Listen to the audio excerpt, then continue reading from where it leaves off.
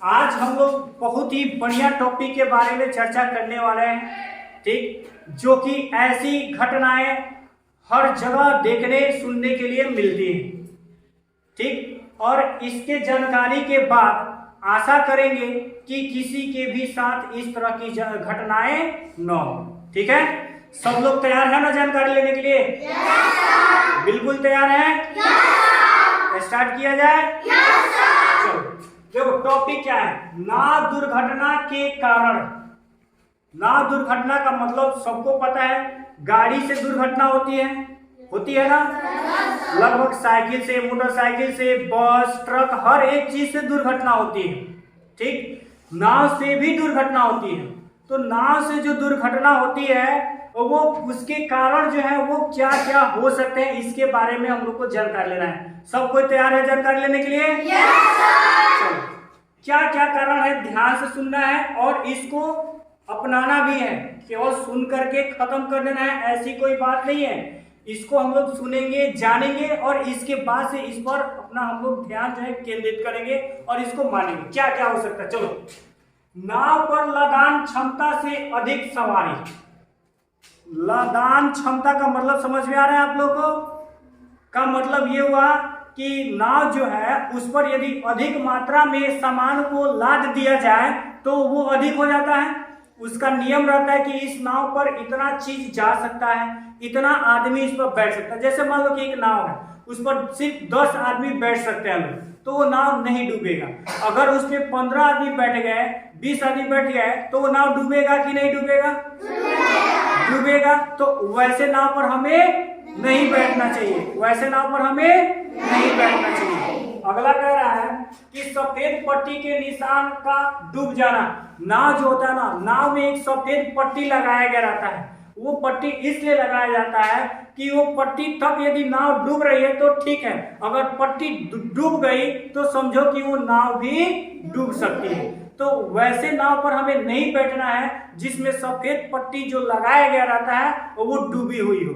नहीं बैठना है ना, ये बात को ध्यान रखना है। अगला कह रहा है नाविक का प्रशिक्षित न होना। जैसे मान लो कि कोई नाव चला रहा है, नाव को जो चला रहा है वो प्रशिक्षित नहीं होना, यानी उसको ज्यादा जानकारी नहीं होना, तो वैसे नाव वाले पर हम लोग नहीं चढ़ना चाहेंगे, ठीक है। जैसे मान लो कि हम लोग गाड़ी पर बैठ करके कहीं आते हैं जाते हैं ना, तो अगर जिसको गाड़ी चलाने का बढ़िया से ढंग नहीं है उसकी गाड़ी पर हम लोग बैठेंगे नहीं ना बैठेंगे।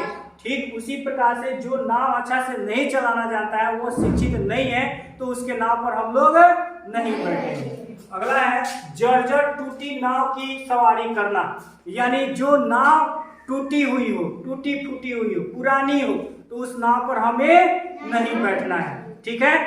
अगला क्या कर रहा है, नाव पर जानवर ढोना। नाव पर लोग क्या करते हैं कि आदमी तो ढो ही रहे हैं, आदमी के साथ साथ में जानवर को भी ढोते हैं। तो जानवर में जो वजन होता है आदमी से ज्यादा होता है ना जी, तो वो नाव डूबेगा कि नहीं डूबेगा? डूबेगा। तो वैसे नाव पर हमें नहीं बैठना है कि जिस पर आदमी भी हो और जानवर भी हो, ठीक है, वैसे नाव पर हमें नहीं बैठना है। अगला कह रहा है कि तेज हवा, खराब मौसम, आंधी तूफान। जब हवाएं तेज बह रही हो, जब हवाएं तेज बह रही हो, उसके बाद से खराब मौसम हो गया है या फिर आंधी तूफान आ रहा है, तो इस स्थिति में भी नाव ज्यादा डूबने की संभावना होती है, तो इससे दुर्घटनाएं हो सकती है। इतनी सारी जो कारण है आपको बता दिया गया कि नाव से दुर्घटना होने का यही मुख्य कारण है, और इन स्थितियों में हमें नाव की सवारी नहीं करनी चाहिए। इन स्थितियों में नाव की सवारी नहीं करनी चाहिए। चलो, डूबने से बचाव। अगर मान लो कि नाव डूब रहा है या कुछ लोग डूब रहे हैं, नाव डूब रहा हो या फिर नाव से कोई व्यक्ति डूब गया या पानी में ही सिर्फ डूब गया, तो उसकी बचाव हम लोग कैसे करेंगे, ये काफी इंपॉर्टेंट है। अगर कोई व्यक्ति डूब रहा है पानी में, तालाब में, नदी में, है ना, तो उसको हम लोग कैसे बचाएंगे, इस बात को ध्यान रखना है, सबको ध्यान रखना है। ताकि हो सकता है कि कहीं किसी पोखरे तालाब में कोई गिर गया, कोई बच्चा है या नहीं तैरने वाला है, तो उसको कैसे बचाएंगे, ध्यान से सुनो। कर रहा है बच्चों को नदी तालाब तेज पानी के बहाव में स्नान करने से रोकें। बच्चों को ये सिखाना है, जैसे तुम सभी बच्चे हो, तुम लोग को हम सिखा रहे हैं। क्या सिखा रहे हैं कि तुम लोग को नदी में नहाने नहीं जाना है, तालाब में नहीं नहाने जाना है, जहां जिस नहर में तेज पानी की धार हो उसमें नहाने नहीं जाना है। आ रहा है समझ में? बच्चों को पुल या ऊंचे टीले से पानी में स्नान करने से रोकना। पुल जहाँ पे बनाया गया रहता है, पानी लगा रहता है, उसमें भी बच्चे जा करके नहाने लगते हैं। ऊंचे ऊंचे टीले जहाँ पर होते हैं उसमें भी जा करके बच्चे नहाने लगते हैं। लेकिन ऐसे स्थानों पर बिल्कुल नहीं जाना है नहाने के लिए, ठीक है? कोई नहीं जाएगा ना नहाने के लिए, नदी तालाब पोखरा जो भी हो उसमें कोई नहाने नहीं जाएगा। उसके बाद से कह रहा है नदी में उतरते समय गहराई का ध्यान रखें। अगर मान लो कि कोई तैरना जानता है, ठीक है, नदी में नहाने जा रहा है, तो क्या करते हैं, कुछ बच्चे ऐसे करते हैं कि एकदम मार चलो पूरा गहराई में चलो, कनियोरी बीच में चलो नहाने जाने के लिए। उस स्थिति में क्या होती है, मृत्यु हो जाती है। तो गहराई का भी ध्यान रखना होता है कि हम जिस नदी में, जिस पोखरा में, जिस तालाब में नहा रहे हैं उसकी गहराई का ध्यान रखना होता है कि वो कितना गहरा है, ठीक है?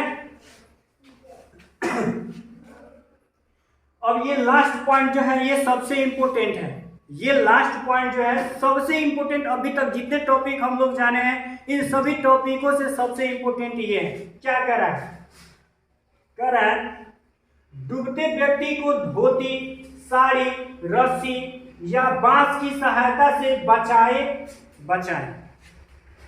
अगर कोई व्यक्ति डूब रहा है, कोई बच्चा डूब रहा है, ठीक है, जो नहीं तैरता है वो डूब रहा है, तो उसको बचाने के लिए यहाँ पे कुछ तरीके बताए गए हैं। वो कौन कौन से तरीके हैं? या तो धोती की सहायता से, धोती जो होती है लंबी होती है, उसको फेंक दो उसके पास तक, वो पकड़ करके आराम से वहां तक आ सकता है। जो बचाने वाला रहता है उसको आराम से बचा सकता है। साड़ी भी कुछ लंबी होती है, धोती से बचा लो, या फिर साड़ी से बचा लो, या लंबी रस्सी हो उससे बचा लो, या लंबा बांस हो। कोई भी व्यक्ति यदि डूब रहा है तो इतना जरूर करना है कि या तो धोती उसके पास तक फेंक दो, या फिर साड़ी उसके पास तक फेंक दो, या फिर लंबी रस्सी उसके पास तक फेंक दो, या फिर वो लंबी बांस है उसके पास फेंक दो। तो वो उसको पकड़ करके आराम से निकल सकता है, या जो बचा रहा है उसको आराम से खींच सकता है। ऐसा हो सकता है ना? इतना करोगे ना तुम लोग? कर रहे हैं। यदि तैरना नहीं जानते हो, मान लो कि हम बचाने जा रहे हैं, इतना हम भी तैरना खुद नहीं जानते हैं, उसको बचा नहीं पा रहे हैं, तब हम क्या करेंगे? यदि हम मान लो किसी डूबे हुए व्यक्ति को बचा रहे हैं, हम तैरना नहीं जानते हैं, तो कैसे बचाएंगे? तो स्वयं पानी में नहीं जाए, यानी हम खुद को, हमें पानी में नहीं जाना है। क्या करना है? और सहायता के लिए शोर मचाना है, जोर जोर से चिल्लाना है कि बचाओ बचाओ कोई डूब रहा है, बचाओ बचाओ कोई डूब रहा है, बचाओ। ऐसे हम लोग शोर मचा सकते हैं। तो वहां पे जो आसपास के व्यक्ति हैं उसको सुनेंगे तो जरूर आएंगे बचाने के लिए, आएंगे ना? यदि हम नहीं बचा पा रहे हैं किसी डूबते हुए व्यक्ति को, तो क्या करेंगे? वहां पर शोर मचाएंगे ताकि वे लोग आकर के उसको बचा सके। सबको समझ में आया? Yes sir.